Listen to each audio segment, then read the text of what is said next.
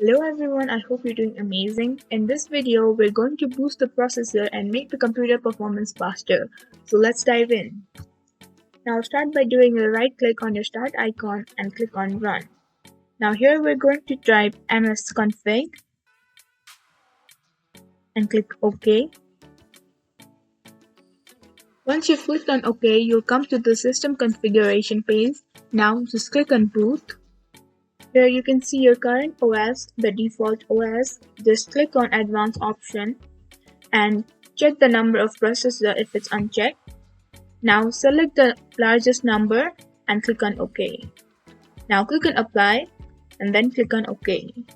Now the second step which we need to do is click on search and type power settings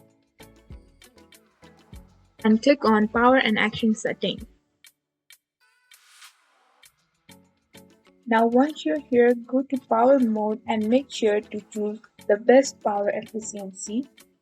Once you've done this, you can restart your device and see the difference for yourself. Thank you for watching this video and I hope this was helpful.